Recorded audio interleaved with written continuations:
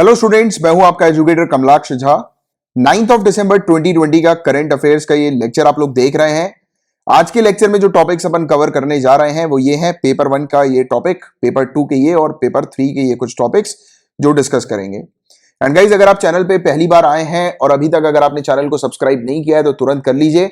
और अगर आप सिविल सर्विसेज की तैयारी कर रहे हैं तो आपके लिए मैंडेटरी है, रेगुलरली आपको ये डेली करंट अफेयर्स के जो लेक्चर्स मैं आपको प्रोवाइड कराता हूं उनको आपको देखना है और लेक्चर्स के दौरान जितने भी मैं इंस्ट्रक्शंस दे रहा हूं उनको आपको रिलीजियसली फॉलो करना है। और अगर आप ऐसा करते हैं तो आपको 100% आपका सिलेक्शन होगा, ये गारंटी मैं देता हूं। गारंटी इसलिए देता हूं क्योंकि यहां पर जो टॉपिक्स मैं आपको कवर कराता हूं उन्हीं से रिलेटेड सिविल सर्विसेज में आपसे एग्जामिनेशन में क्वेश्चंस पूछे जाते हैं। और आप चाहें तो प्रूफ भी देख सकते हैं, नीचे डिस्क्रिप्शन पर आपको प्रूफ मिल जाएगा। आप चेक कर सकते हैं कि यूपीएससी 2020 एग्जाम से एक साल पहले जो भी चीज मैंने कवर कराई थी स्टूडेंट्स को, उन्हीं से रिलेटेड सिविल सर्विसेज में क्वेश्चंस पूछे गए हैं। और अगर स्टेट सिविल सर्विसेज की बात करें तो यूपीपीसीएस 2020 एग्जाम के एक साल पहले जो भी चीजें मैंने कवर कराई थी उन्हीं से रिलेटेड क्वेश्चंस आए हैं। अब बाकायदा डिस्क्रिप्शन पर प्रूफ वीडियो है, देखिए। देखने के बाद रेगुलरली चैनल पे जो भी वीडियोस मैं आपको प्रोवाइड करा रहा हूं, ये स्पेशली करंट अफेयर्स के, इनको आपको रेगुलरली फॉलो करना है, राइट। और सिलेक्शन आपका 100% गारंटीड होगा। और आप मंथली पीडीएफ पेड पैकेज को भी ज्वाइन कर सकते हैं। इसकी fees minimum 100 rupees per month की है।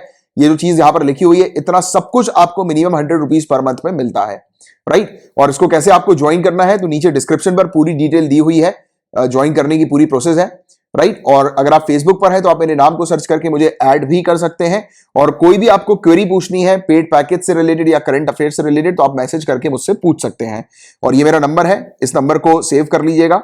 और एक इंपॉर्टेंट चीज कि इस नंबर पर कॉल नहीं करना है, एसएमएस के थ्रू या टेलीग्राम के थ्रू आप एसएमएस मैसेज करिएगा, टेक्स्ट कीजिएगा, मेरा रिप्लाई आपके पास विद इन 24 आवर्स आ जाएगा, ठीक है। तो चलिए आपका समय ना वेस्ट करते हुए फटाफट लेक्चर को शुरू कर लेते हैं। गाइस, अगर क्वेश्चन आता है कि महापरिनिर्वाण दिवस कब ऑब्जर्व किया जाता है तो याद रखिएगा ये 6 दिसंबर को ऑब्जर्व किया जाता है। इस दिन हमें डेथ एनिवर्सरी देखने को मिलती है डॉक्टर बाबा साहेब अंबेडकर जी की पुण्यतिथि हमें देखने को मिलती है। तो उन्हीं की याद में यह महापरिनिर्वाण दिवस ऑब्जर्व किया जाता है, मनाया जाता है। तो महापरिनिर्वाण है क्या इसको समझते हैं, बट बिफोर दैट परिनिर्वाण है क्या इस पर पहले बात करेंगे। तो परिनिर्वाण का मतलब है, पहली चीज तो ये बुद्धिज्म के अंदर एक मेजर गोल और प्रिंसिपल के तौर पर हमें नजर आता है। बुद्धिज्म से ये परिनिर्वाण एसोसिएटेड है और इवन महापरिनिर्वाण भी बुद्धिज्म से एसोसिएटेड है, राइट। संस्कृत में ये एक टर्म है जिसको पाली में लिखा जाता है परिनिब्बाना। परिनिब्बाना ये टर्म है, ठीक है, संस्कृत का ये टर्म है और इसी का ही एक रूप हमें परिनिर्वाण देखने को मिलता है। इसका मतलब है निर्वाणा आफ्टर डेथ, मृत्यु के बाद निर्वाण, इसका मतलब है, राइट। इजी तरीके से मैं आपको समझाऊं तो जब एक इंडिविजुअल की डेथ हो जाती है तो डेथ होने के बाद जब उसकी आत्मा जब बाहर निकलती है, सोल जब आजाद होती है, यानी कि सोल को, आत्मा को जब आजादी मिलती है तो उस पूरे इवेंट को जो है वो निर्वाणा कहा जाता है, राइट। निर्वाण या निर्वाणा इसको कहते हैं। तो ये चीज आप थोड़ी सी याद रखें क्योंकि आप जानते हैं कि जो बॉडी जो है वो काफी कष्ट देती है। बोलते नहीं है ऐसा कि ये जीवन जो है वो मतलब जो भी इंडिविजुअल इस लाइफ में जी रहे हैं तो उनको हर एक कदम पर कष्ट सहना पड़ता है। तो ये जो जीवन है वो काफी कष्टदायी है और जब इंसान की मौत होती है तो वो आजाद हो जाते हैं, राइट। तो यही वाली चीज है कि उनकी आत्मा जो है मौत होने के बाद वो आजाद हो जाती है और इस पूरे इवेंट को निर्वाण कहा जाता है, राइट। और बुद्धिस्ट टेक्स्ट है, एक बौद्ध ग्रंथ हमें देखने को मिलता है, महापरिनिब्बान सुत्त के नाम से ये जाना जाता है। तो इनके अनुसार भगवान बुद्ध की जो डेथ हुई थी वो 80 साल की उम्र में हुई थी और उस पूरे इवेंट को महापरिनिर्वाण कंसिडर किया जाता है, राइट। और बी आर अंबेडकर जी को महापरिनिर्वाण से कैसे एसोसिएट किया, लिंक किया, तो देखिए आप लोग को एक आइडिया ऑलरेडी है कि बी आर अंबेडकर साहब जो है उन्होंने बाद में जाकर बुद्धिज्म को फॉलो करना उन्हें शुरू कर दिया था, बुद्धिज्म उन्होंने एक्सेप्ट कर लिया था, राइट। ये चीज आपको पता होगी काफी सारे लोगों को। और इसके अलावा इन्होंने अपना पूरा जीवन जो है वो अनटचेबिलिटी को एंड करने के लिए लगाया हुआ था, एराडिकेट करने के लिए, खत्म करने के लिए लगाया था। जो बैकवर्ड जो क्लास है, सोसाइटी जो है, उनको अपलिफ्ट करने के लिए ये काम करते थे, है ना। तो आप जानते हैं इनके बारे में। तो देखिए क्या हुआ था कि इनकी मृत्यु से पहले, कुछ समय पहले, इन्होंने अपना एक लास्ट प्रोजेक्ट कंप्लीट किया था जो था द बुद्धा एंड हिज धम्म। तो ये इनका प्रोजेक्ट था। इस प्रोजेक्ट को कंप्लीट करने के बाद जो है वो इनकी मृत्यु हो गई थी, डेथ हो गई थी, राइट। और इन्होंने जो अनटचेबिलिटी को इरेडिकेट करने के लिए जो अपना कंट्रीब्यूशन दिया था तो इसलिए इन्हें बुद्धिस्ट गुरु के नाम से भी जाना जाने लगा। और इनके जो फॉलोअर्स हैं और जो सपोर्टर्स हैं वो ये मानते थे कि बी आर अंबेडकर साहब बिल्कुल भगवान बुद्ध के समान ही हैं, राइट। क्योंकि इन्होंने जो कंट्रीब्यूशन किया, जिस प्रकार से इन्होंने जो है मतलब लोगों के लिए जो किया, लोगों को जो डायरेक्शन प्रोवाइड किया, तो इसीलिए लोग बाग उन्हें भगवान बुद्ध की तरह जो है वो कंसिडर करने लगे। और भगवान बुद्ध की जब डेथ हुई थी तो उस पूरे इवेंट को महापरिनिर्वाण के नाम से जाना जाता है। तो इसीलिए ये जो दिवस है वो महापरिनिर्वाण दिवस के नाम से हमें देखने को मिलने लगा बी आर अम्बेडकर साहब की डेथ पर, राइट, उनकी मृत्यु पर। तो ये वाली चीज है और कुछ नहीं, इसके बारे में बस आपको एक बेसिक आइडिया होना चाहिए महापरिनिर्वाण दिवस के बारे में। और बुद्धिज्म से एसोसिएटेड है महापरिनिर्वाण, वो भी एक पता होना चाहिए, वाला लिंक भी। और बी आर अम्बेडकर साहब जी की डेथ एनिवर्सरी से रिलेटेड है, उसके बारे में भी पता होना चाहिए। क्योंकि देखो बुद्धिज्म और अम्बेडकर ये दोनों ही टॉपिक सिविल सर्विसेज के लिए बहुत इंपॉर्टेंट है। तो इसके बारे में तो आपको डेफिनेटली अच्छे से पता होना चाहिए। प्रीलिम्स में भी आ सकता है और मेंस में भी आप लिख सकते हैं इनके बारे में, राइट। बहुत इंपॉर्टेंट टॉपिक के बारे में बात करेंगे। हम्पी की यहां पर बात हो रही है। Hampi one of the favourite topic है सिविल सर्विसेज का, यूपीएससी के द्वारा भी पूछा गया है, स्टेट सिविल सर्विसेज में भी आया हुआ है। तो इस टॉपिक को थोड़ा सा डिटेल में देखेंगे हम्पी के। तो मेरा आपसे क्वेश्चन है नीचे कमेंट बॉक्स पर, पहले तो इसका आंसर लिखकर बताइए, क्योंकि हम्पी टॉपिक को मैं पहले भी आप लोग को कवर करा चुका हूं। तो हम्पी कहां पर लोकेटेड है, पहला क्वेश्चन। दूसरा क्वेश्चन, हमारे जो इंडियन करेंसी है, हमारे जो नोट है, तो हमारे कितने रुपए के नोट पर हम्पी बना हुआ है। तो ये दो क्वेश्चन के आंसर अभी तुरंत नीचे कमेंट बॉक्स पर लिखकर बताइए। और ये हम्पी टॉपिक न्यूज में क्यों है, तो देखिए ये जो हमें देखने को मिलता है फेमस जगह है, ये काफी ज्यादा हम्पी के अंदर आप देखेंगे स्टोन चैरियट है, ये पत्थर से बना हुआ रथ है ये। तो यहां पर ये एक मतलब अट्रैक्शन होता है टूरिस्ट का, यानी टूरिस्ट यहां पर ज्यादातर आते हैं इस एरिया पर और फोटो वगैरह खिंचवाते हैं। जब आप यूपीएससी क्रैक कर लोगे, सिविल सर्विसेज क्रैक कर लोगे, और फिर आपको जब भारत दर्शन कराया जाएगा, तो आपके भारत दर्शन में एक जगह ये भी है, राइट, यहां पर भी आप जाओगे घूमने, विजिट करने, राइट। तो देखिएगा जरूर जाकर। और अभी ये टॉपिक न्यूज में इसलिए क्योंकि आर्कियोलॉजिकल सर्वे ऑफ इंडिया ने यहां पर ये जो पत्थर का जो चैरियट है, इसके आजू बाजू चेन लगा दी है। चेन मतलब एक बैरिकेड्स क्रिएट कर दिया है। ये इसलिए किया है जिससे कि लोग बाग यहां पर इसके ऊपर आकर चढ़े ना, इसको मिसहैंडल ना करें। एक्चुअली में हो क्या रहा था, आप देख भी सकते हो, शायद आपको दिखाई दे यहां पर, जहां पर मेरा कर्सर है, आप बकायदा देख सकते हो, ये टूटा हुआ आपको नजर आ रहा है बकायदा, ठीक है, टूट गया ये। नीचे भी देखोगे टूट गया। तो लोग क्या करते हैं, पैर रख देते हैं, इवन चढ़ जाते हैं, तो मिसहैंडल करते हैं इस पर्टिकुलर स्ट्रक्चर को। तो इसीलिए इसको प्रोटेक्ट करने के लिए, इस हेरिटेज को प्रोटेक्ट करने के लिए आर्कियोलॉजिकल सर्वे ऑफ इंडिया ने यहां पर चेन का बैरिकेड लगा दिया। दैट्स व्हाई ये टॉपिक न्यूज में था। तो हम्पी से रिलेटेड आपको कुछ इंपॉर्टेंट चीजें पता होनी चाहिए। सबसे एक इंपॉर्टेंट चीज जो कि अक्सर पूछी भी जा सकती है कि यहां पर कौन सा मंदिर है, तो विजया विट्ठल मंदिर, राइट। तो यहीं पर ही आपको नजर आएगा विजया विट्ठल मंदिर, उसी के सामने ये रथ है।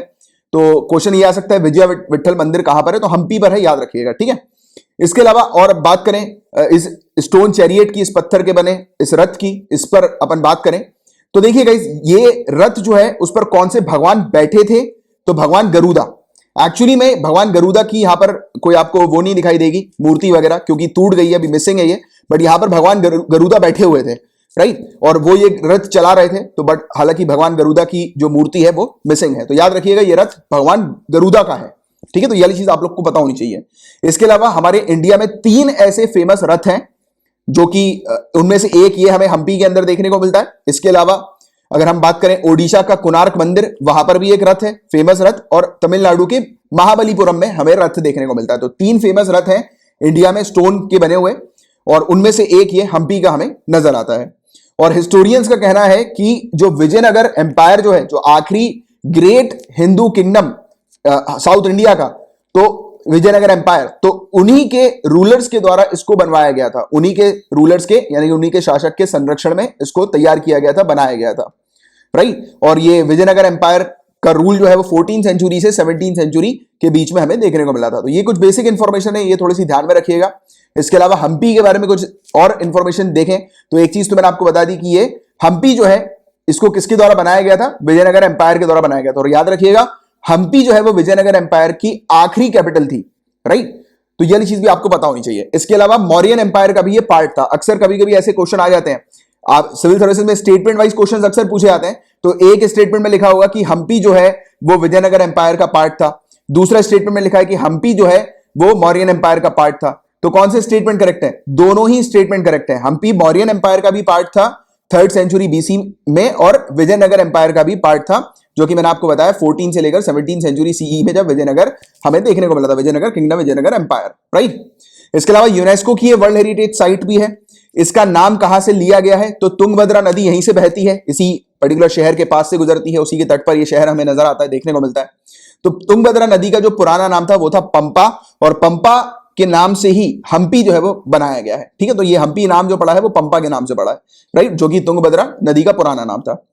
और इसके अलावा ये एक मल्टी रिलीजियस और मल्टी एथनिक साइट है, बहुत इंपॉर्टेंट। अक्सर क्वेश्चन ऐसे आते हैं कि ये फलाना जो जगह है वो किस रिलीजन से एसोसिएटेड है, हिंदुइज्म, जैनिज्म, बुद्धिज्म, ऐसे क्वेश्चन आते हैं, राइट। तो याद रखिएगा ये जो जगह है वो हिंदुइज्म और जैनिज्म से एसोसिएटेड है। हिंदू और जैन के मॉन्यूमेंट्स आपको नजर आएंगे यहां पर, राइट। और बात करें इसके वास्तुकला की, बात करें आर्किटेक्चर की बात करें, तो यूनेस्को ने इसको डिस्क्राइब किया है ऑस्टियर ग्रैंडियोज साइट, एक भव्य स्थल के तौर पर इसको डिस्क्राइब किया गया है। विजयनगर एम्पायर के यहां पर आपको 1600 से ज्यादा सर्वाइविंग रिमेन्स मिल जाएंगे, राइट। तो ये चीज यहां पर हमें देखने को मिलती है। इसके अलावा बहुत ही शानदार आर्ट और आर्किटेक्चर है साउथ इंडिया का ये। और यहां पर कौन सा स्टाइल है, अक्सर पूछा जाता है कि ये फलाना किस आर्किटेक्चर का स्टाइल है, राइट, यानी कि ये जो लोकेशन है, ये जो साइट है वो कौन से आर्किटेक्चर स्टाइल के अंदर आती है।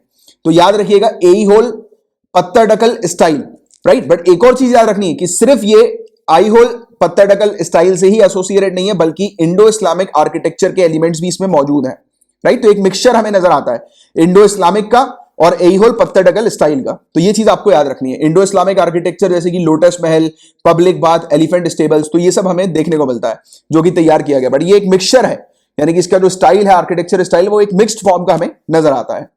इसके अलावा हेमकुंड हिल जो है वो यहां पर मौजूद है, हमें देखने को मिलती है, जो एक विरूपक्ष मंदिर है, उसी के आप साउथ में देखेंगे तो आपको यहां पर नजर आएगा कि जैन टेंपल्स हैं, यहां पर मोनोलिथिक स्कल्पचर यहां पर मौजूद है, मूर्ति है भगवान नरसिम्हा की, और भगवान नरसिम्हा भगवान विष्णु का ही एक अवतार है, फॉर्म है, राइट। तो ये वाली चीज, तो इसके बारे में भी आपको पता होना चाहिए। यहां पर हेमकुंड हिल भी है, हेमकुंड पर्वत भी हमें नजर आता है, राइट। तो ये था पूरा ओवरऑल टॉपिक जिसके बारे में आपको जानकारी होनी चाहिए। इतनी इंफॉर्मेशन जो मैंने आपको बताई वो सफिशिएंट है। इन्हीं से रिलेटेड आपसे क्वेश्चन जो है वो पूछे जाएंगे।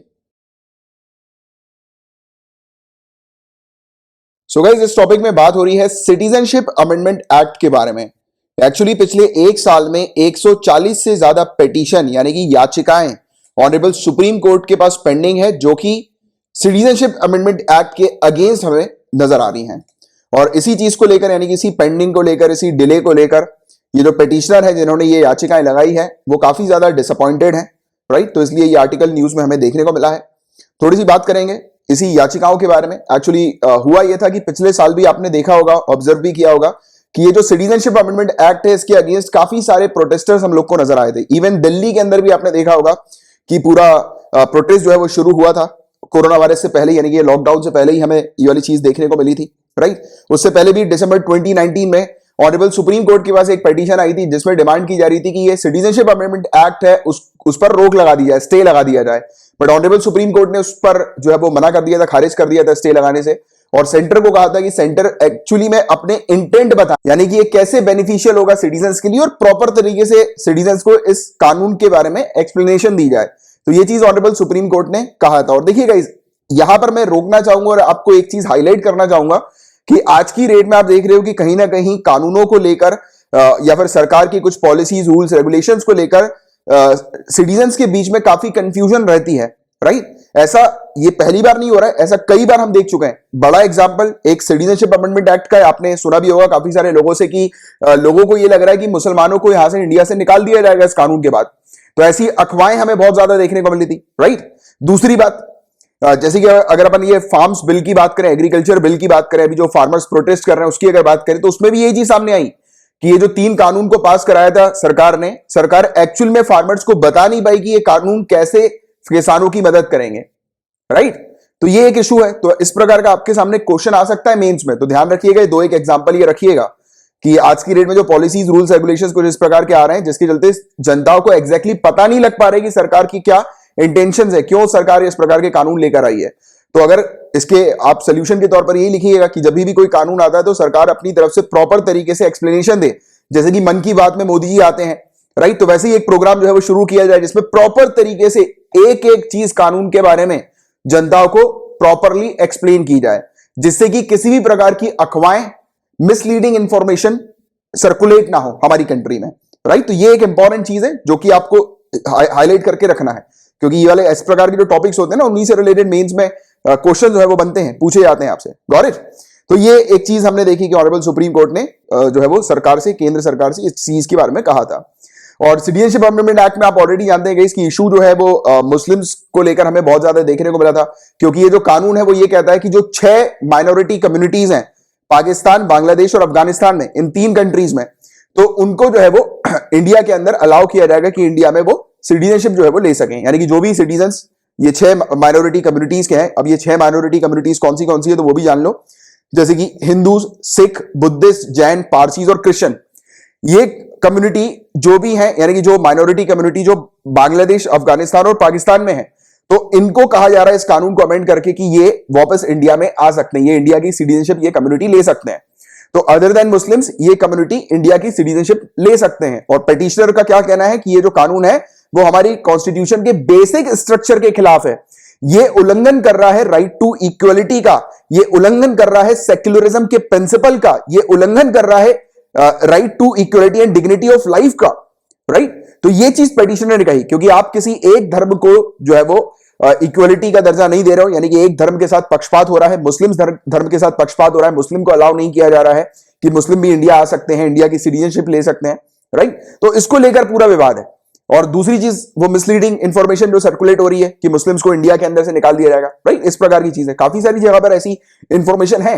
और जो पिटिशनर है उनका कहना यह है एग्जैक्टली कि पक्षपात ना किया जाए, रिलीजन के बेसिस पर इस प्रकार के कानून ना लाए जाए, क्योंकि ये जो कानून लाया गया है सिटीजनशिप अमेंडमेंट एक्ट, इसमें मुस्लिम्स को छोड़कर जो माइनॉरिटी कम्युनिटी है, ध्यान रहे ये जो माइनॉरिटी कम्युनिटी का जो मैं शब्द यूज कर रहा हूं, ये अफगानिस्तान, पाकिस्तान और बांग्लादेश की कंट्री के अंदर के लिए कर रहा हूं, क्योंकि पाकिस्तान के अंदर माइनॉरिटी हिंदूज में हम लोग को देखने को मिलती नहीं। तो फिर आप बोलोगे सर हिंदू तो कहां माइनॉरिटी है, बट पाकिस्तान, बांग्लादेश, अफगानिस्तान की बात करें तो वहां पर हिंदू माइनॉरिटी में है। तो ये जो कानून लाया गया ये बेसिकली अट्रैक्ट कर रहा है कि वहां के जो लोग हैं माइनॉरिटी, हिंदूज, क्रिश्चियंस, सिख वगैरह, ये 6 जो कम्युनिटीज हैं, एक्चुअली में ये 6 कम्युनिटी अच्छे से आपको पता होनी चाहिए, याद रहनी चाहिए, इनसे रिलेटेड भी क्वेश्चंस बनते हैं, राइट। तो 6 माइनॉरिटी कम्युनिटीज हैं कि ये इंडिया की सिटीजनशिप ले सकते हैं इस कानून के तहत, राइट, सिटीजनशिप अमेंडमेंट एक्ट के तहत। क्योंकि अमेंडमेंट किसका किया गया? सिटीजनशिप एक्ट का किया गया, राइट, उसका अमेंडमेंट किया गया, जिससे कि शामिल किया जा रहा है कि ये कम्युनिटी अगर पाकिस्तान, अफगानिस्तान और बांग्लादेश में रह रहे हैं तो इनको अलाउ किया जाए आने के लिए। तो यही है पूरा विवाद, पूरा मुद्दा कि एक रिलीजन के साथ जो है वो पक्षपात हो रहा है। तो इसकी इस प्रकार का प्रोटेस्ट जो है वो हम लोग को देखने को मिल रहा है। और दिल्ली में भी इस प्रकार का प्रोटेस्ट जो है वो सामने आया था, आपको पता ही है ऑलरेडी। और जल्दी से जल्दी, क्योंकि ये जो एक मुद्दा है इसका अगर इसको रिजॉल्व करना है, इसका अगर प्रॉपर सोल्यूशन लेकर आना है, तो ऑब्वियस सी बात है कि ऑनरेबल सुप्रीम कोर्ट को यहां पर हस्तक्षेप करना होगा। तो अगर प्रॉपर तरीके से जनता की समस्या को दूर करना है तो ऑनरेबल सुप्रीम कोर्ट में केसेस जो भी पेंडिंग है वो जल्दी से जल्दी उनकी सुनवाई हो और जल्दी से जल्दी जजमेंट जो है वो ऑनरेबल सुप्रीम कोर्ट इन केसेस का दे, जो कि सिटीजनशिप अमेंडमेंट एक्ट को लेकर हमें देखने को मिल रहा है। Got it? तो ये था पूरा आर्टिकल जिसकी एक आपको जानकारी होनी चाहिए। गाइस, बात हो रही है रोशनी एक्ट के बारे में। इस टॉपिक को काफी डिटेल में मैंने आप लोग को एक्सप्लेन किया हुआ था। 25,000 करोड़ का ये रोशनी घोटाला सामने आया था और रोशनी अधिनियम को या फिर इसको Jammu and Kashmir states land vesting of ownership to the occupants act के नाम से जाना जाता है। इस कानून को नल एंड वॉइड जो है वो डिक्लेयर कर दिया गया था अदालत के द्वारा। और क्योंकि इसमें काफी सारे लोगों का ऐसा नाम सामने आया था, जो लोग ब्यूरोक्रेट्स थे, IAS IPS अधिकारी थे, मंत्री लोग थे, राइट, जिन्होंने इलीगल तरीके से काफी सारी जमीन जो है वो अपने नाम पर कर ली थी इस कानून के तहत। तो मैं चाहूंगा कि इस कानून को, यानी कि इस कानून को मैंने एक्सप्लेन आप लोग को किया हुआ है, इसको जरूर जाकर देखिए इस टॉपिक को। जिन भी स्टूडेंट्स के पास PDF आती है उनको सिर्फ इस PDF पे जाकर यहां पर क्लिक कर देना है। जैसे इस पे क्लिक करेंगे तो ये वाला वीडियो जो है वो चालू हो जाएगा, राइट, अपना। और जिन लोग के पास PDF नहीं आती, जिन्होंने एनरोल नहीं किया है मंथली PDF पेड पैकेज में, सिंपली आप क्या कीजिए, यूट्यूब के सर्च कॉलम पे लिखिएगा रोशनी एक्ट लिख दीजिएगा, उसके आगे लिख देना current affairs by Kamlaksh Jha. तो जो भी सर्च लिस्ट में पहला वीडियो आएगा, थंबनेल देख लेना, ऐसा ही थंबनेल आपको दिखाई देगा। तो ये जो वीडियो है ये अपना ही है, राइट, अपने ही चैनल का है, तो उस पर आप देख लीजिए। मैंने पूरा डिटेल में ये टॉपिक आप लोग को एक्सप्लेन किया हुआ है। ये टॉपिक अभी न्यूज में दोबारा से इसलिए है क्योंकि जम्मू एंड कश्मीर एडमिनिस्ट्रेशन का कहना है, ये हाईकोर्ट से अपील कर रही है, मांग रही है हाईकोर्ट से, यानी कि बोल रही है कि इनको यानी कि जो ये अभी नल एंड वॉइड डिक्लेयर किया है इस कानून को, ये अपना जजमेंट जो है वो अदालत वापस ले ले और इसमें कुछ मॉडिफिकेशन कर दे। कैसे मॉडिफिकेशन? कि यहां पर कहा गया कि जो भी लोगों ने इलीगल तरीके से इस जमीन पर कब्जा किया है, क्योंकि आप ये टॉपिक जाकर पढ़ोगे तो ये आपको पता लग जाएगा पूरा जमीन से लेकर मामला हम लोग को देखने को मिला था। एक्चुअली में जिन भी लोगों का इलीगल तरीके से कब्जा था जम्मू एंड कश्मीर की जमीन पर, तो उनको जो है वो प्रॉपर जमीन के पेपर्स वगैरह दिए गए, उनको प्रॉपर जो है वो लीगलाइज किया गया। यानी कि जिन लोगों ने कब्जा किया होता है, जैसे कई बार होता है ना कि जो कुछ लोग बस्ती हो गई, जैसे कि एक गरीबों की बस्ती है, अब गरीब लोग जो बस्ती बनाते हैं, इस प्रकार के स्लम्स वगैरह जो हम लोग को देखने को मिलते हैं, जब वो अपनी क्रिएट करते हैं तो एक तरह से उसके ऊपर वो कब्जा कर लेते हैं जमीन के ऊपर, राइट। वो जमीन तो उनकी होती नहीं है। तो ऐसे ही कुछ था केस कि यहां पर जम्मू एंड कश्मीर सरकार ने इनको, यानी कि जो भी ड्वेलर्स थे जिन्होंने कब्जा किया हुआ था, तो उनको पूरी तरह से राइट्स दे दिया था उस जमीन के। आप ये वीडियो जाकर देखोगे तो आपको बेटर तरीके से समझ में आएगा। बट घोटाला ऐसा हुआ कि काफी सारे ब्यूरोक्रेट्स जो है उन्होंने इलीगल तरीके से जमीनों पे अपना नाम कर लिया, राइट। वो जमीन अपने नाम करवा ली, काफी सारे मंत्रियों ने जमीन अपने नाम करवा ली। तो इसको देखते हुए, ये घोटाले को देखते हुए इस कानून को नल एंड वॉइड डिक्लेयर किया। अब जब कानून नल एंड वॉइड डिक्लेयर हो रहा है तो इसका मतलब क्या है कि जितने भी लोगों को जमीन अलॉट की गई थी उनके नाम से वो जमीन हट जाएगी, यानी कि दोबारा से जो है वो लैंडलेस हो जाएंगे, राइट। तो वो वाला एक इशू हो गया था। तो यहां पर यही चीज कही जा रही है जम्मू एंड कश्मीर एडमिनिस्ट्रेशन के द्वारा कि ऐसा मत किया जाए, ऐसा नहीं किया जाए, क्योंकि एक्चुअल में जो गरीब हैं जिनको वाकई में, यानी कि जिनका ऑलरेडी जम्मू एंड कश्मीर के ऊपर काफी समय से कब्जा था, उनको अलॉट कर दिया आइडेंटिफाई करने के बाद। बाकी जिन्होंने घोटाला किया था उनको अलॉट ना की जाए और उनके खिलाफ कार्रवाई की जाए। तो ऐसी डिमांड जो है वो की जा रही है अभी, इसलिए ये टॉपिक न्यूज में था। बट आपको ये रोशनी एक्ट क्या है इसके बारे में अच्छे से जानना जरूरी है, जो कि आपको इस वीडियो में मिलेगा। पूरा डिटेल में प्रॉपर तरीके से मैंने एक्सप्लेन किया हुआ है, जरूर जाकर देख लीजिएगा। अगर क्वेश्चन आता है कि HL2M टोकामक क्या है, तो आपको पता होना चाहिए कि ये एक न्यूक्लियर फ्यूजन रिएक्टर है, चाइना का न्यूक्लियर फ्यूजन रिएक्टर। इसको चाइना एक आर्टिफिशियल सन भी बोल रहा है। आर्टिफिशियल सन, क्यों आर्टिफिशियल सन बोल रहा है? तो सूर्य का जो कोर होता है ना, कोर बीच वाला हिस्सा, जितनी गर्मी सूर्य के कोर में होती है उससे 10 गुना ज्यादा गर्मी ये क्रिएट कर सकता है, जनरेट कर सकता है। उससे 10 गुना ज्यादा टेम्परेचर जनरेट कर सकता है ये। सूर्य के जो ओरिजिनल सूर्य है ना, सन, उसके कोर से 10 गुना ज्यादा टेम्परेचर, 150 मिलियन डिग्री सेल्सियस तक का टेम्परेचर ये जनरेट कर सकता है। तो भारी मात्रा में जो ये टेम्परेचर जनरेट करने की जो इसकी क्षमता है, इसी के लिए इसको आर्टिफिशियल सन कहा जा रहा है। ये एक न्यूक्लियर फ्यूजन रिएक्टर है। ये पावरफुल मैग्नेटिक फील्ड का उपयोग करता है हॉट प्लाज्मा को फ्यूज करने के लिए। और किस मिशन के तहत चाइना ने इसे तैयार किया है? तो east mission, experimental advance super conducting tokamak, right. और ये कहां पर लोकेटेड है ये न्यूक्लियर फ्यूजन रिएक्टर? तो ये सिचुआन प्रोविंस में लोकेटेड है चाइना की। पिछले साल ही इसको तैयार कर लिया गया था, बना लिया गया था, राइट। और अभी इसने जो है वो सक्सेसफुली सेटअप कर लिया है प्रॉपर तरीके से इस न्यूक्लियर फ्यूजन रिएक्टर को, राइट। और कंट्री की न्यूक्लियर पावर रिसर्च कैपेबिलिटी में एक बड़ा एडवांसमेंट ये लेकर आ रहा है, राइट। तो ये चीज हमें चाइना की तरफ से देखने को मिल रही है, जिसका एक आपको आइडिया होना चाहिए। गाइस, हिमाचल प्रदेश 5 प्रोडक्ट के लिए ज्योग्राफिकल इंडिकेशन टैग की डिमांड कर रहा है, मांग कर रहा है। तो ये 5 प्रोडक्ट कौन से हैं इसकी बात करें। करसोग कुल्थ, पांगी का थांगी, चंबा मेटल क्राफ्ट, चंबा चुक और भरमौर का राजमा। तो ये कुछ बेसिकली प्रोडक्ट्स हैं जिसके लिए ये ज्योग्राफिकल इंडिकेशन टैग की डिमांड कर रहा है। और अभी तक टोटल 8 ज्योग्राफिकल इंडिकेशन टैग है हिमाचल प्रदेश के पास। ये कौन से हैं? अगर हैंडीक्राफ्ट की बात करें तो 4 हैंडीक्राफ्ट में है। ये कुल्लू की शॉल काफी फेमस है, चंबा रुमाल काफी फेमस है, किन्नौरी शॉल, कंगरा पेंटिंग। तो ये सभी चीज आप जानते हैं, याद रखिएगा। ये चीज पूछी जा सकती है कि कंगरा पेंटिंग कहां की है? हिमाचल प्रदेश, याद रखना। कुल्लू शाल हिमाचल प्रदेश की हमें देखने को मिलती है, राइट। तो ये ऐसी चीज पूछी जाती है। इसके अलावा 3 एग्रीकल्चरल प्रोडक्ट इसके पास हैं। कंगरा की चाय, बासमती, वेरी इंपॉर्टेंट। बासमती के बारे में पढ़ा भी चुका हूं मैं आप लोगों को। मेरे ख्याल से अपने सितंबर या अक्टूबर में पढ़ा था बासमती के बारे में डिटेल में। हिमाचली काला जीरा, तो ये भी फेमस है काफी ज्यादा। और एक मैन्युफैक्चरर प्रोडक्ट है ये हिमाचली चौली ऑयल। हिमाचली चौली ऑयल हमें देखने को मिलता है, राइट। तो ये टोटल 8 प्रोडक्ट्स हैं जो कि आज की डेट में हिमाचल प्रदेश के पास हम लोग को देखने को मिलता है as a geographical indication tag के तौर पर।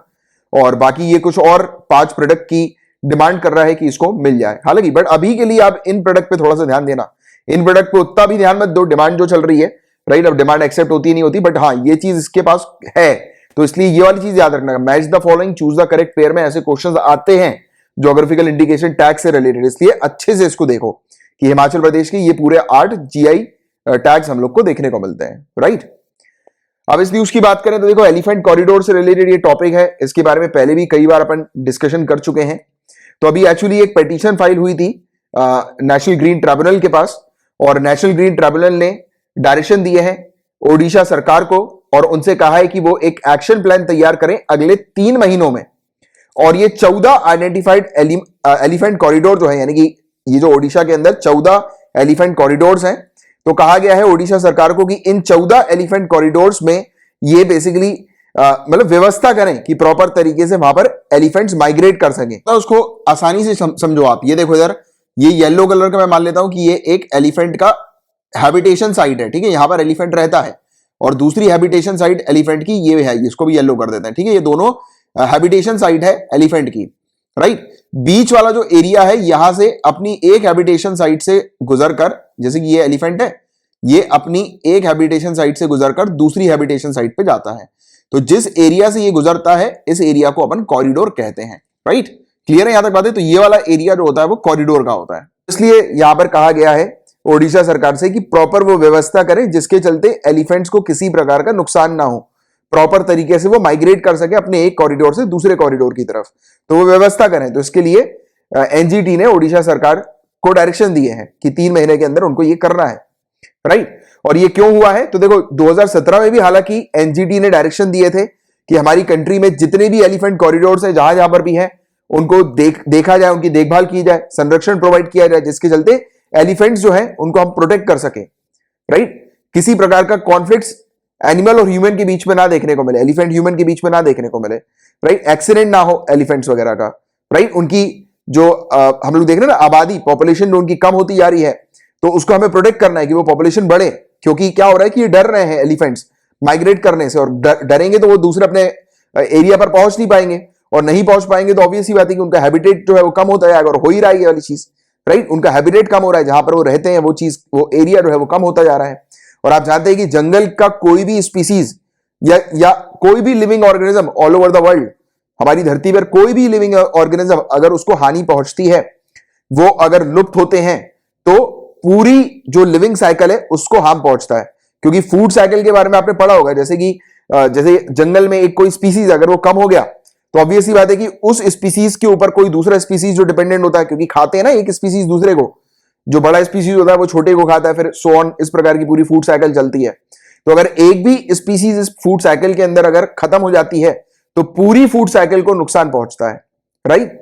तो ये बड़ी एक दुविधा वाली बात हम लोग को देखने को मिलती है, और एलिफेंट्स को बचाना है बेसिकली, राइट। तो एलिफेंट के कंजर्वेशन के लिए एनजीटी ने ये एफर्ट्स किए हैं, और ये डायरेक्शन ओडिशा सरकार को दिया, और 2017 में भी दिया था, बट एक्चुअली 2017 में एनजीटी के नोटिफिकेशन का पालन नहीं किया गया, राइट। प्रॉपर तरीके से सरकार जो है वो बता नहीं पाई कि उन्होंने क्या काम किया है एलिफेंट कॉरिडोर्स के प्रोटेक्शन के लिए और उनको बेहतर तरीके से तैयार करने के लिए, तो उसका जवाब नहीं दे पाई, राइट। तो उसके बाद फिर अभी एक पिटीशन फाइल हुई थी, और पिटीशनर ने कहा है कि लीगल एक्शन लेना चाहिए, स्पेशली एनक्रोचर्स के ऊपर, यानी कि जो अतिक्रमण जो करते हैं ना, यानी कि जंगल के एरिया पर जो लोग कब्जा कर लेते हैं, तो उनके ऊपर एक्शन लेना चाहिए, क्योंकि वो वॉयलेट कर रहे हैं जो फॉरेस्ट कंजर्वेशन एक्ट 1980 के प्रोविजंस का और इंडियन फॉरेस्ट एक्ट 1927 के प्रोविजन का, राइट। तो ये चीज यहां पर कही गई कि एनक्रोचर के खिलाफ कार्रवाई करनी चाहिए, जो अतिक्रमण कर लेते हैं उनके खिलाफ कार्रवाई, सख्त कार्रवाई करनी चाहिए, और सरकार को अनऑथराइज्ड बिल्डिंग्स हटानी चाहिए रिजर्व फॉरेस्ट से, यानी कि रिजर्व फॉरेस्ट लैंड जो हमें देखने को मिलता है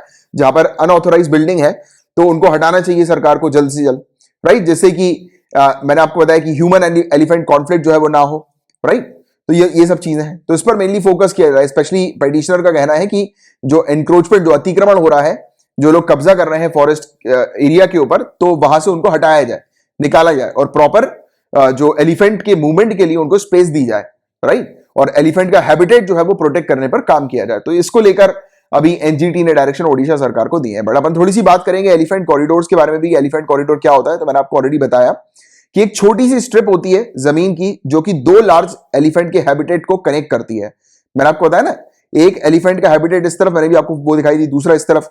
एलिफेंट जब एक एरिया से दूसरे एरिया पर जाता है, बीच में जैसे मान लेते हैं कि एक सड़क है, तो ऑब्वियस ही बात है कि जाते समय उसको परेशानी होती है, एनिमल ह्यूमन कॉन्फ्लिक्ट होता है, एक्सीडेंट वगैरह हो जाता है, तो ये सब चीजें हैं। तो इसलिए जो है वो बचाने की आवश्यकता है। तो ये चीज हम लोग को देखने को मिलती है।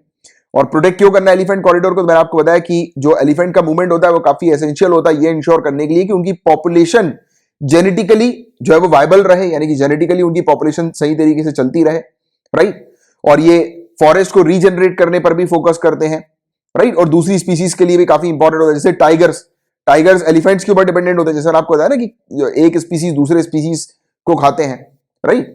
तो ये वाली चीज है। अब देखो वो बड़ा और छोटे वाली बात नहीं होगी, मैंने आपको समझाने के लिए किया था कि छोटा स्पीसीज जो है उसको बड़ा स्पीसीज खाता है। अब हाथी और शेर की अगर अपन बात करें तो ये मत बोलना नीचे कमेंट बॉक्स में कि सर हाथी बड़ा है और शेर छोटा है, बट शेर हाथी को क्यों खाता है, तो यू नो अबाउट इट, ठीक है। वो तो एग्जाम्पल के तौर पर मैंने आपको समझाया था।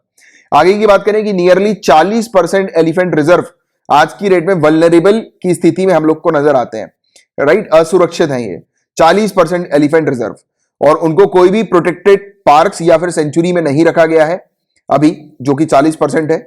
और इसमें जो माइग्रेशन जो होते हैं मतलब एलिफेंट्स के, तो उस पर भी कोई लीगल प्रोटेक्शन नहीं है, राइट। इसके अलावा फॉरेस्ट आज की डेट में फार्म्स में कन्वर्ट होते जा रहे हैं, और अनचेक टूरिज्म हम लोग को देखने को मिल रहा है, जो कि एनिमल के पाथ्स को ब्लॉक कर रहा है।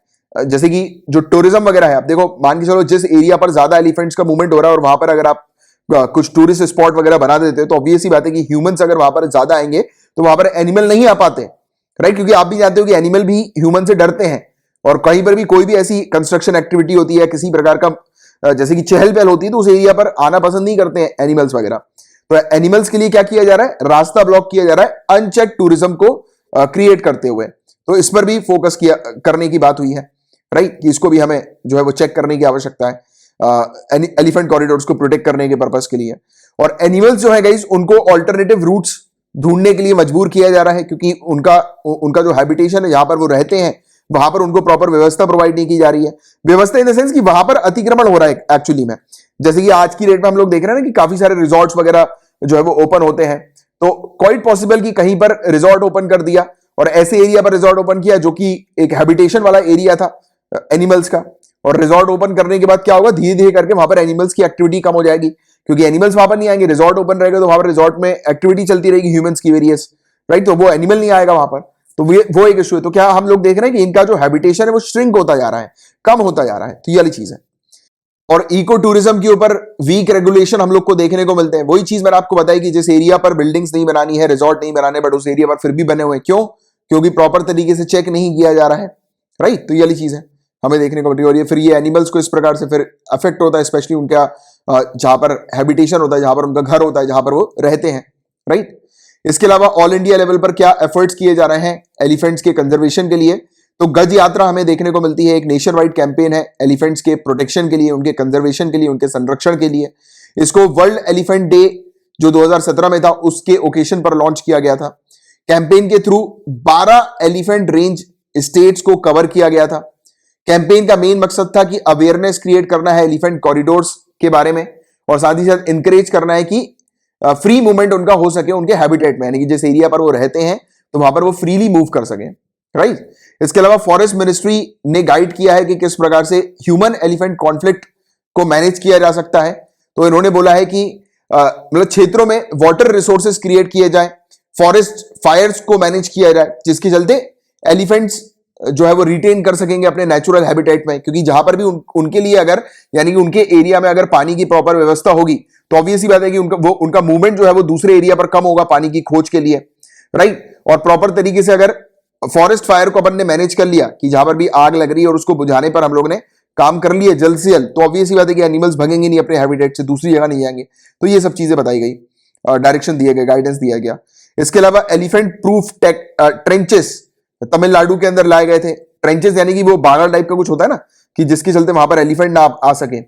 इसके अलावा चिली स्मोक्स का भी इस्तेमाल किया जाता है नॉर्थ बंगाल में, और बीज के साउंड का, क्योंकि ये मधुमक्खी के साउंड से डरते हैं एलिफेंट्स, राइट। उनका साउंड सुन के भागने लगते हैं, या फिर कार्निवोर्स जैसे शेर की दहाड़ वगैरह, तो ऐसी चीजें जिससे वो भागे, थोड़ा दूर जाए, कि जिससे कि वो ह्यूमन जहां पर रह रहे हैं, जहां पर ह्यूमन की एक्टिविटीज होती हैं वहां तक एलिफेंट्स ना पहुंचे। तो उनको डाइवर्ट करने के लिए बेसिकली ये कुछ टेक्निक्स का उपयोग किया जाता है हमारी कंट्री में अलग अलग एरियाज पे।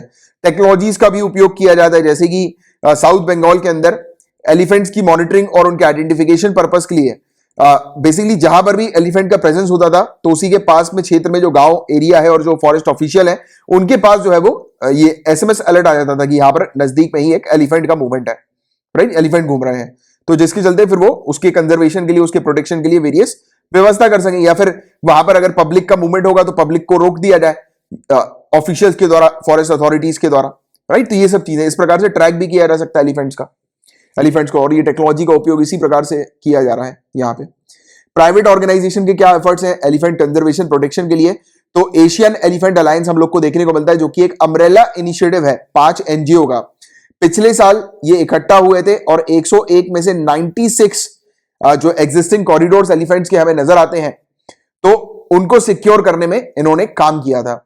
और NGO elephant family, international fund for animal welfare और IUCN नीदरलैंड्स और वर्ल्ड लैंड ट्रस्ट, इन्होंने टीम अप किया था wild life trust of India WTI के साथ ये अलायंस को क्रिएट करने के लिए और एलिफेंट कंजर्वेशन पर्पस के लिए, राइट। तो ये था पूरा ओवरऑल टॉपिक। और गाइस ये टॉपिक मैंने थोड़ा सा आपको डिटेल में इसीलिए एक्सप्लेन किया, मुझे पता है कि काफी सारे स्टूडेंट्स बोर हो गए होंगे इस टॉपिक में, बट मैंने आपको इसलिए एक्सप्लेन किया क्योंकि आपका जो प्रीलिम्स है ना, और सिविल सर्विसेज का प्रीलिम्स और फॉरेस्ट सर्विसेज का प्रीलिम्स, ये एक ही होता है, सिंगल पेपर होता है, इसलिए आपके प्रीलिम्स में काफी सारे क्वेश्चंस इन सब चीजों से रिलेटेड भी बनते हैं। तो गज यात्रा और ये सब जो टॉपिक्स मैंने आपको बताया ना, इसके बारे में अच्छी आपको जानकारी होनी चाहिए। ये वेरियस इनिशिएटिव एलिफेंट कंजर्वेशन के लिए, उसके बारे में आपको पता होना चाहिए। ये जो प्राइवेट ऑर्गेनाइजेशन है एशियन एलिफेंट अलायंस, क्वेश्चन आ सकता है एशियन एलिफेंट अलायंस जो है वो क्या है, तो ये प्राइवेट ऑर्गेनाइजेशन है, आपको पता होना चाहिए, राइट। 5 एनजीओ का ये एक अम्ब्रेला इनिशिएटिव हम लोग को देखने को मिलता है एलिफेंट कंजर्वेशन के लिए, एलिफेंट स्पेशली एलिफेंट कॉरिडोर्स के कंजर्वेशन के लिए, राइट। तो ये था पूरा ओवरऑल टॉपिक, इसकी एक आपको जानकारी होनी चाहिए। गाइस अपन ने कुछ समय पहले ही डिस्कस किया है 21 नवंबर को माइक्रोवेव वेपन के बारे में। मैं चाहूंगा कि माइक्रोवेव वेपन के बारे में आप जाकर पढ़िए। 21 नवंबर के लेक्चर में आपको सिंपली यूट्यूब के सर्च कॉलम पे लिखना है 21 नवंबर 2020, उसके आगे मेरा नाम लिख देना कमलाक्ष। जो भी आपकी सर्च लिस्ट में सबसे पहला वीडियो आएगा अपना यही आएगा 21 नवंबर का। इस वीडियो के 40 मिनट 6 सेकंड पे आप जाइएगा तो आपको ये माइक्रोवेव वेपन से रिलेटेड टॉपिक मिल जाएगा। ये काफी इंपॉर्टेंट टॉपिक हो गया है अब, क्योंकि ये दूसरी बार हमें न्यूज में देखने को मिल रहा है। अभी बताया जा रहा है कि अमेरिकी अधिकारियों के बीमार होने के पीछे की वजह माइक्रोवेव ऊर्जा है। हमने बात करी थी इस टॉपिक के अंदर कि माइक्रोवेव अटैक जो है वो चाइना के द्वारा किया गया था, ऐसी एक रिपोर्ट आई थी 2017 में ये किया गया था। और अब उसी रिपोर्ट का बेसिकली खुलासा कुछ सामने आ रहा है कि एक्चुअली में जो अमेरिकन जो वहां पर मौजूद है चाइना के अंदर, और इवन कैनेडियंस ऑल्सो, कि जो चाइना के अंदर मौजूद हैं, और ये डिप्लोमेट्स जो हम लोग को देखने को मिलते हैं जो चाइना के अंदर, जो अमेरिकन एम्बेसी है, यूएसए की जो एम्बेसी है, और कैनेडियन जो डिप्लोमेट जो हम लोग को नजर आते हैं, जो यूएसए कंसुलेट जो हम लोग को देखने को मिलता है वहां पर, तो कहा गया था कि उस समय यूएसए के कंसुलेट में 2017 में माइक्रोवेव अटैक करवाया गया था, राइट। बट अभी इस चीज का खुलासा इसलिए हो रहा है क्योंकि बताया जा रहा है कि काफी सारे डिप्लोमेट जो है वो बीमार हो रहे हैं, उनको वेरियस प्रॉब्लम्स जो है वो हो रही है, जैसे कि डिजीनेस, चक्कर आना वगैरह, और इस प्रकार के इशू जो है वो उनमें बहुत ज्यादा लगातार हो रहे हैं। तो इस चीज को रिलेट किया जा रहा है माइक्रोवेव अटैक से। तो इसलिए आप माइक्रोवेव वेपन के बारे में पढ़िएगा, और इसमें मैंने आपको पूरी चीज डिटेल में एक्सप्लेन की हुई है। इस टॉपिक पे आप जरूर जाके पढ़ लीजिएगा, जिनने पढ़ लिया एक बार रिवाइज कर लीजिएगा। गाइस आपको शायद याद आ रहा होगा कि अभी कुछ समय पहले ही अपन ने डिस्कस किया, मेरे ख्याल से पिछले हफ्ते ही अपन ने बात करी थी कि किसान क्यों इतना ज्यादा प्रोटेस्ट कर रहे हैं, राइट। पूरे मुद्दे को अपन ने समझा था। अपन ने 2-3 इश्यूज को वहां पर देखा था कि सबसे मेन जो इशू है किसानों का वो ये है प्राइवेट प्लेयर्स का इन्वॉल्वमेंट एग्रीकल्चर सेक्टर में, राइट। क्योंकि आप सभी लोग जानते हैं कि प्राइवेट जो प्लेयर्स हैं वो किसके ऊपर काम करते हैं, प्रॉफिट्स के ऊपर काम करते हैं। सरकार जो है वो वेलफेयर पे काम करती है। तो प्राइवेट प्लेयर जब प्रॉफिट पे काम करेंगे तो कहीं ना कहीं किसानों को ये डर है, ये चिंता है कि प्राइवेट प्लेयर के इन्वॉल्वमेंट से उनको एक्सप्लॉइट होना पड़ेगा, यानी कि उनका एक्सप्लॉइटेशन होगा। क्योंकि किसान जो है वो प्राइवेट प्लेयर्स के साथ डायरेक्टली डील नहीं कर पाएंगे, नेगोशिएट नहीं कर पाएंगे प्रॉपर तरीके से, और कहीं ना कहीं फंस भी सकते हैं वो, राइट, नेगोशिएशन वगैरह में। और उनको ये भी डर है क्योंकि सरकार ने एमएसपी की बात नहीं करी है, मिनिमम सपोर्ट प्राइस की बात नहीं करी है। तो प्राइवेट प्लेयर्स क्वाइट पॉसिबल कि उनको मना लेंगे, इस प्रकार से उनके साथ कॉन्ट्रैक्ट कर लेंगे कि एमएसपी से कम पैसा उनको मिलेगा, तो वो बड़ी दिक्कत आ जाएगी, वो अपना लाइवलीहुड भी सस्टेन नहीं कर पाएंगे।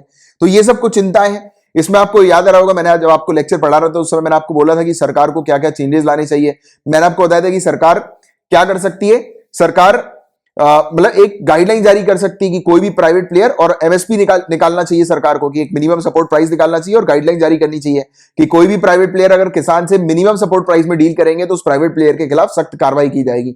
याद आ रहा है, बताया था मैंने आपको। तो देखो इसी प्रकार की ऑलरेडी प्रैक्टिस, ऑलरेडी एक्सपेरिमेंट इसी सेम चीज का हो चुका है महाराष्ट्र के अंदर। जो हम लोग देख रहे हैं ना कि ये farmers produce trade and commerce promotion and facilitation act 2020, ये जो कानून हमें देखने को मिल रहा है, तो इस कानून के तहत ऑल्टरनेट मार्केट्स की बात की है या ट्रेड एरियाज की बात की है, जो कि ऑलरेडी महाराष्ट्र के अंदर इंप्लीमेंट हुआ है, राइट। और सरकार जो है वो सैंक्शन करती थी प्राइवेट मार्केट्स के सेटअप को, क्योंकि देखो आप जानते हैं कि अभी तक हमें मंडीज देखने को मिलती है, एपीएमसी की मंडी सरकारी मंडी है, राइट, जहां पर किसान जो है वो अपना सामान बेच सकते थे प्राइवेट मंडीज के अंदर, सॉरी ये सरकार की मंडी एपीएमसी की मंडी में। तो वैसे ही ये जो प्राइवेट मार्केट जो है ना, ये मंडी ही है जिनको प्राइवेट प्लेयर्स चलाते हैं, प्राइवेट एंटरप्रेन्योर्स चलाते हैं। और इस प्राइवेट मार्केट्स के लिए, प्राइवेट मार्केट को सेटअप करने के लिए या फिर कलेक्शन सेंटर्स के लिए एक डायरेक्ट मार्केटिंग लाइसेंस की आवश्यकता होती है। तो महाराष्ट्र सरकार ये डायरेक्ट मार्केटिंग लाइसेंस जो है वो ऑफर करती थी। 2005 और 6 में इसने शुरू किया था इस प्रैक्टिस को, और इसी के बारे में अपन थोड़ी सी बात करेंगे, जिससे कि आपको बेटर तरीके से समझ में आए कि जो आज की डेट में जो नया जो कानून लाया जा रहा है, जो कि प्राइवेट प्लेयर्स के इन्वॉल्वमेंट के लिए देखने को मिल रहा है, तो वो किस प्रकार से जो है वो उसमें काम किया जा सकता है, जिसके चलते प्राइवेट प्लेयर जो है वो एक्सप्लॉइट ना कर सके किसानों को। तो इसमें सिंपल सी वही चीज है, यहां पर भी अब आगे मैं आपको थ्योरी पढ़ाऊंगा तो आपको समझ में आएगा कि महाराष्ट्र ने भी यही चीज मेंशन करी थी कि अगर एमएसपी से नीचे का प्राइस अगर किसानों को प्रोवाइड किया जाएगा तो सामने जो भी प्राइवेट मार्केट्स जो भी इस प्रकार की डील कर रहे होंगे किसानों के साथ, तो उनका लाइसेंस छीन लिया जाएगा, उनको अलाउ नहीं किया जाएगा फर्दर कि वो किसानों के साथ डील कर सकते हैं। या फिर दूसरी चीज, उनके खिलाफ सख्त कार्रवाई भी की जाएगी और फाइन वगैरह इंपोज किया जाएगा। तो ये सब चीजें हैं इसके अंदर, और वही चीज मैंने आपको बताया था अभी कुछ समय पहले कि इस प्रकार से भी सरकार को गाइडलाइन जारी करनी चाहिए कि प्राइवेट अगर प्लेयर इन्वॉल्व हो रहा है एग्रीकल्चर सेक्टर में, तो एक मिनिमम सपोर्ट प्राइस तो डेफिनेटली मिलना ही चाहिए किसानों को, और अगर नहीं मिलता है तो प्राइवेट प्लेयर के खिलाफ सख्त कार्रवाई की जानी चाहिए। तो देखिए प्राइवेट मार्केट क्या है, ये होलसेल मंडीज हैं जिनको सेटअप किया जाता है प्राइवेट एंटरप्रेन्योर्स के द्वारा। और कलेक्शन सेंटर्स क्या होते हैं, कलेक्शन सेंटर जैसे कि बिग बास्केट हो गया, रिलायंस फ्रेश हो गया, तो ये कलेक्शन सेंटर डायरेक्टली फार्मर्स के साथ डील कर सकते हैं फार्म गेट में, तो डायरेक्टली डील कर सकते हैं। बट इन सब चीजों को करने के लिए ये जो कलेक्शन सेंटर और जो ये प्राइवेट मार्केट जो होते हैं, इनको सेटअप करने के लिए एक लाइसेंस की आवश्यकता होती है, जो कि डीएमएल होता है, जिसके बारे में मैंने भी आपको बताया था, राइट। तो किस प्रकार के रिफॉर्म्स लाए गए थे महाराष्ट्र के अंदर, तो देखो प्राइवेट मार्केट जो है वो लाए गए थे बेसिकली ट्रेड पर्पस के लिए, कि एग्रीकल्चरल कमोडिटीज में ट्रेड हो सके आसानी से, राइट, प्राइवेट मार्केट्स हमें देखने को मिल सके। और स्टेट गवर्नमेंट के जो डायरेक्टर ऑफ मार्केटिंग है, ये इशू करते हैं लाइसेंस इस प्रकार के प्राइवेट मार्केट्स को या फिर कलेक्शन सेंटर्स के लिए लाइसेंस जारी करते हैं, ये डीएमएल लाइसेंस, तो ये डायरेक्टर ऑफ मार्केटिंग करते हैं। और मिनिमम 5 एकड़ की जमीन की आवश्यकता होती है इस प्रकार के मार्केट को सेटअप करने के लिए। यहां पर हर प्रकार के इंफ्रास्ट्रक्चर होने की आवश्यकता है, जैसे कि शेड्स होना चाहिए, ऑक्शनिंग हॉल होनी चाहिए, वेटिंग हॉल होना चाहिए, रोड्स वगैरह होनी चाहिए, तो ये सब पूरी चीज अवेलेबल होनी चाहिए मार्केट के अंदर। साथ ही साथ इनिशियल इन्वेस्टमेंट इन मार्केट्स के अंदर 4 से 5 करोड़ का होना चाहिए। साथ ही साथ ये मार्केट कैसे सेटअप होगा, डीएमएल के थ्रू सेटअप होगा, डायरेक्ट मार्केट लाइसेंस के थ्रू सेटअप होगा। और ये सब चीजें जो है वो अलाउ की गई हैं बिग बास्केट को, रिलायंस फ्रेश वगैरह को, राइट, जिसके चलते वो डायरेक्टली फार्मर से डील कर सके, फार्मर से प्रोड्यूस परचेज कर सके। और एमएसपी क्या इनमें मैंडेटरी है, तो हाँ, ये जो लाइसेंस प्रोवाइड किया गया है महाराष्ट्र के अंदर, उसमें बाकायदा लिखा हुआ है, मेंशन किया गया है कि कोई भी प्राइवेट प्लेयर अगर उनको जो लाइसेंस मिला है डीएमएल का, वो अगर किसानों से डायरेक्टली डील कर रहे हैं, तो उनको यह सुनिश्चित करना है कि एमएसपी के नीचे का प्राइस जो है वो उसमें डील ना करें, क्योंकि एमएसपी के नीचे का प्राइस अगर वो डील करेंगे तो उनके खिलाफ सख्त कार्रवाई की जाएगी और उनका लाइसेंस रद्द कर दिया जाएगा, रिवोक कर दिया जाएगा, अगर कंप्लेन फाइल होती है उनके खिलाफ, तो यानी कि जो भी इस प्रकार की एक्टिविटी में इन्वॉल्व है। और काफी सारे डीएमएल होल्डर्स फिर डरते हैं, राइट, जिनके पास ये लाइसेंस है, उनको डर लगता है जब भी प्राइस वगैरह कम होता है मार्केट के अंदर कमोडिटीज का, तो फिर वो किसी प्रकार की डील नहीं करते फार्मर्स के साथ। क्यों नहीं करते, क्योंकि उनको डर रहता है कि अगर उन्होंने कम मतलब एमएसपी से नीचे की प्राइस में फार्मर से डील कर दिया और उनके खिलाफ कंप्लेन चली गई, यानी कि कंप्लेन अगर कर दें फार्मर्स उनके खिलाफ, तो सख्त कार्रवाई की जाएगी उस पर्टिकुलर लाइसेंस होल्डर के खिलाफ, और साथ ही साथ उनका लाइसेंस भी रद्द कर दिया जाएगा। तो ये इस डर के कारण वो करते नहीं है। बट हाँ, महाराष्ट्र के अंदर ये सक्सेसफुल भी हुआ है। ये एस्टिमेट लगाया गया था कि अराउंड 22% टोटल बिजनेस जो मंडी का था, जो एपीएमसी की जो मंडी का था, जहां पर हम लोग को सरकारी मंडी जो देखने को मिलती है, उसका 22% बिजनेस शिफ्ट हो गया था। और एपीएमसी की रिपोर्ट के थ्रू एनुअल टर्नओवर आया था 48,000 करोड़ रुपए का, राइट, एपीएमसी का। और इनका जो टर्नओवर था ये बिजनेस का, प्राइवेट बिजनेस का, वो 11,000 से 13,000 करोड़ रुपए का था। यानी कि ऑलरेडी हमें ये ट्रेड एरियाज या फिर ऑल्टरनेट मार्केट्स देखने को मिले जहां पर प्राइवेट प्लेयर्स इन्वॉल्व थे महाराष्ट्र के अंदर। तो ये वाली चीज भी आपको पता होनी चाहिए एग्जांपल के तौर पर, क्योंकि यही सब चीजें चल रही है ना कि प्राइवेट मार्केट से के आने से क्या इशू हो सकते हैं, क्या नहीं हो सकते हैं। तो इशू का तो बारे में मैंने आपको बता ही दिया कि एक्सप्लॉइटेशन हो सकता है, क्योंकि फार्मर्स के साथ डायरेक्टली डील जो है वो सही नहीं बैठेगी, क्योंकि फार्मर्स भी अच्छी तरीके से प्राइवेट प्लेयर से नेगोशिएट नहीं कर पाएंगे, फर्स्ट पॉइंट। और फार्मर्स को डर है इन्हीं सब चीजों का। दूसरी बात, हमने वो भी बात करी थी कि जो नया जो कानून लाया गया है उसमें ये भी मेंशन्ड है कि मैंडेटरी नहीं है किसी प्रकार का लीगल एग्रीमेंट, मैंडेटरी नहीं है कि अगर कोई प्राइवेट प्लेयर किसान के साथ कोई एग्रीमेंट कर रहे हैं कॉन्ट्रैक्ट फार्मिंग का, तो वो लीगल एग्रीमेंट करना मैंडेटरी नहीं है, जो कि गलत है, क्योंकि लीगल एग्रीमेंट होना चाहिए। क्योंकि लीगल एग्रीमेंट नहीं होगा तो ऑब्वियस सी बात है कि कल को अगर किसान को एक्सप्लॉइट कर दिया, उनको चूना लगा दिया, तो ऑब्वियस सी बात है कि वो कहीं पे लड़ भी नहीं पाएंगे, राइट, कोर्ट कचहरी में सबूत नहीं दिखा पाएंगे, क्योंकि सबूत होगा ही नहीं। तो ये लीगलाइज करनी चाहिए पहली तो, कि कोई भी कॉन्ट्रैक्ट हो रहा है प्राइवेट प्लेयर्स का किसानों के साथ तो वो लीगलाइज हो, लीगल हो कॉन्ट्रैक्ट। दूसरी बात, ये वाला क्लॉज लाना चाहिए कि सरकार एमएसपी जारी करे और उस एमएसपी से नीचे अगर किसी प्राइवेट प्लेयर ने किसान के साथ डील किया तो उस प्राइवेट प्लेयर के खिलाफ सख्त कार्रवाई की जाएगी और उसका लाइसेंस जो है वो रद्द कर दिया जाएगा इस प्रकार की डीलिंग करने के लिए। तो ये चीज थी जिसके बारे में आप लोग को एक जानकारी होनी चाहिए, राइट। अब जो नेक्स्ट टॉपिक है, ये टॉपिक इतना ज्यादा इंपॉर्टेंट नहीं, बट हाँ एक रीडिंग कर लेते हैं इस टॉपिक की। तो देखो, पेट्रोलियम बोर्ड का एक नया टैरिफ स्ट्रक्चर हमें सामने देखने को मिल रहा है, तो इसके इंप्लीमेंटेशन के इंपैक्ट और चैलेंजेस क्या क्या है उस पर अपन थोड़ा सा बात करते हैं। जनरली रीड करेंगे, उतना इंपॉर्टेंट नहीं है अभी के लिए ये टॉपिक। तो नया टैरिफ स्ट्रक्चर ये लेकर आए हैं petroleum and natural gas regulatory board. ये 14 नेचुरल गैस पाइपलाइंस के लिए लाया गया है। इसमें चेंज क्या किया है, तो नया यूनिफाइड टैरिफ स्ट्रक्चर के अंडर बायर जो है, जो खरीदार जो है, जो नेचुरल गैस को खरीदते हैं, तो 300 किलोमीटर से नीचे की जो ट्रांसपोर्टेशन है, यानी कि गैस का जो ट्रांसपोर्टेशन होता है 300 किलोमीटर के नीचे, यानी कि 300 किलोमीटर के अंदर ही अंदर का ट्रांसपोर्टेशन है, उसका एक फिक्स चार्ज लगेगा, और 300 किलोमीटर के ऊपर के ट्रांसपोर्टेशन के लिए अलग फिक्स चार्ज लगेगा। तो एक स्लैब इन्होंने तैयार कर दिया है, और ये सिंगल पाइपलाइन नेटवर्क के लिए बताया गया है, राइट। और ये सस्ता पड़ेगा उन पर्टिकुलर बायर्स को जो कि दूर रहते हैं, राइट, दूर एरियाज पर जिनका प्लांट्स हमें देखने को मिलता है। पहले जो है वो इनसे जो चार्जेस लिए जाते थे वो पाइपलाइन, नंबर ऑफ पाइपलाइंस के आधार पर लिए जाते थे, जो कि उनके लिए काफी महंगा होता था। अब बताया जा रहा है कि उनके लिए काफी ये चीज सस्ती होगी, इस प्रकार का नया टैरिफ प्लान। और इस नए टैरिफ से जो भी पर्टिकुलर बायर है, जो गैस वगैरह परचेज करते हैं, ट्रांसपोर्ट करते हैं अपने पास, तो उनको फायदा होगा कि अगर वो मल्टीपल पाइपलाइन से भी वो अगर उपयोग कर रहे हैं, ले रहे हैं, तो उनमें उनको ज्यादा टैरिफ नहीं लगेगा, क्योंकि ट्रांसपोर्टेशन जो है वो किलोमीटर के आधार पर फिक्स किया गया है, राइट। तो ये चीज यहां पर बताई जा रही है।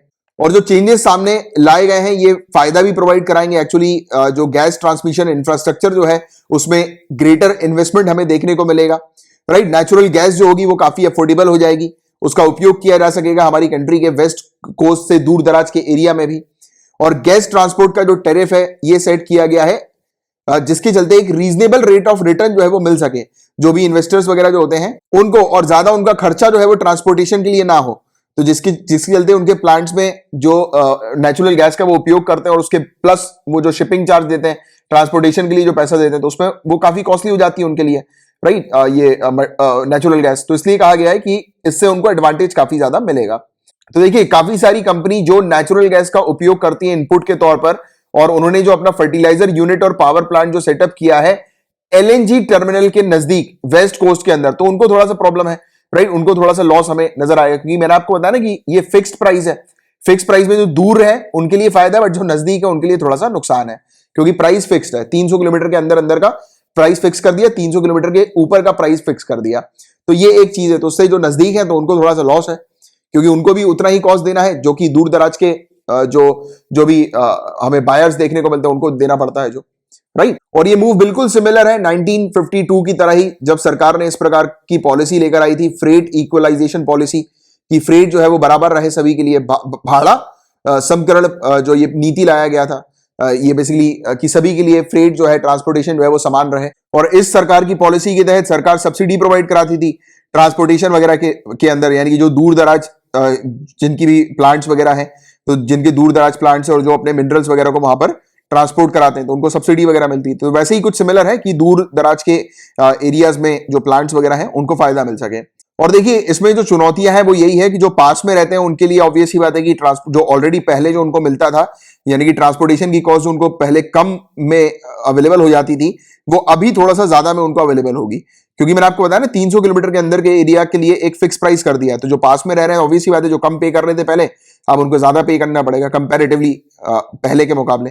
तो ये वाली चीजें, इसमें ज्यादा डिटेल में जाने की आवश्यकता नहीं, सिंपल सी चीज आप ये चीज याद रखना बस यहाँ पर civil services point of view से, कि हम लोग मेनली टारगेट कर रहे हैं कि ज्यादा से ज्यादा जो इन्वेस्टमेंट जो है वो नेचुरल गैस प्लांट्स वगैरह में हमें देखने को मिले और ज्यादा से ज्यादा उपयोग नेचुरल गैस का किया जा सके, क्योंकि ये दूर के एरिया तक नेचुरल गैस के ट्रांसपोर्टेशन के लिए ये चीज पर मेनली फोकस किया गया। ये रेगुलेशन जो लाया गया ना, ये इसी पर फोकस कर रहा है कि दूर दराज के जो एरियाज हैं वहां तक जो है वो नेचुरल गैस की सप्लाई जो है वो बरकरार रहे, बनी रहे, जिससे कि नेचुरल गैस उपयोग में लाई जा सके और ज्यादा इन्वेस्टमेंट नेचुरल गैस प्लांट्स वगैरह में कंडक्ट किया जा सके, राइट। तो यह चीज, या फिर जो भी पर्टिकुलर प्लांट्स जो कि नेचुरल गैस के ऊपर डिपेंडेंट होते हैं, तो उन पर वो एक्चुअली इन्वेस्टमेंट इसलिए ज्यादा नहीं होता क्योंकि यही रहता है कि यार ये फ्यूल जो है वो कहां से लाया जाएगा, इसका ट्रांसपोर्टेशन कैसे होगा, राइट, क्योंकि कॉस्ट काफी ज्यादा हाई हो जाती थी ट्रांसपोर्टेशन वगैरह में।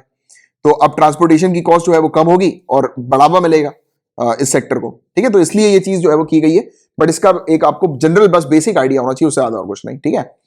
और बस इतने ही टॉपिक्स थे आज के, और मैंने आपको जितने भी टॉपिक्स पढ़ाए अगर आपको अच्छे से क्लियर हो गए हैं, दिमाग में बैठ गए हैं, तो लाइक का बटन हिट कीजिएगा। नए आए हैं आप तो चैनल को सब्सक्राइब कीजिएगा और बेल आइकन पे जरूर हिट कीजिएगा, राइट। और शेयर गाइस जरूर कीजिएगा लेक्चर को। और आपका मैं होमवर्क आपको बता देता हूं, आर्कियोलॉजिकल सर्वे ऑफ इंडिया के बारे में आपको पढ़ना है, बेसिक स्ट्रक्चर जो इंडियन कॉन्स्टिट्यूशन का है उसके बारे में आपको पढ़ना है, सिटीजनशिप अमेंडमेंट एक्ट के बारे में डिटेल में पढ़िए, इसके बारे में ऑलरेडी पढ़ा चुका हूं। ये हालांकि ये तीनों चीजों के बारे में, चारों चीजों के बारे में इवन अपन पढ़ चुके हैं पहले भी। GI tag, geographical indication tag के बारे में पढ़िए। तो ये 4 टॉपिक्स है आपके होमवर्क पे, और आपको इन टॉपिक से रिलेटेड हैंड रिटन नोट्स बनाने हैं। और अगर आप ऐसा कर लेते हैं तो नीचे कमेंट बॉक्स पे लिख दीजिएगा सर होमवर्क डन, मुझे पता लग जाएगा आपने होमवर्क कंप्लीट कर लिया है। And guys, monthly PDF paid package को अगर आपने ज्वाइन नहीं किया तो आप ज्वाइन कर सकते हैं। इसकी fees minimum 100 rupees per month की है। इसमें आपको बहुत सारी चीजें मिलती है, जैसे कि आप जो डेली लेक्चर्स देखते हैं उनकी आपको पीडीएफ मिलती है, हैंडआउट्स, नोट्स प्रोवाइड किए जाते हैं, आपके रिवीजन के लिए वीकली कंपाइलेशन प्रोवाइड किया जाता है पीडीएफ का, आपको मंथली मैगजीन मिलती है, और इतना ही नहीं, मिनिमम 150 क्वेश्चंस आपको प्रोवाइड किए जाते हैं सिविल सर्विसेज एग्जामिनेशन के पैटर्न पर, और ये कॉम्प्लीमेंट्री बेसिस पर मेरे द्वारा आपको प्रोवाइड किया जाता है। इतना सब कुछ, और इतना सब कुछ जिसकी fees minimum 100 rupees per month की। इसको आप ज्वाइन कर सकते हैं। ज्वाइन करने के लिए पूरी इंफॉर्मेशन नीचे मैंने डिस्क्रिप्शन पर दी हुई है, आप इंफॉर्मेशन देख सकते हैं, और आप चाहें तो ये क्यूआर कोड का उपयोग कर सकते हैं फीस पेमेंट के लिए, ठीक है। और अगर कुछ भी जानकारी आपको लेनी है पेड पैकेज से रिलेटेड या फिर करंट अफेयर से रिलेटेड कुछ पूछना है, तो फेसबुक है मेरा, कमलाक्ष झा के नाम से आप मुझे फेसबुक पर सर्च कर सकते हैं।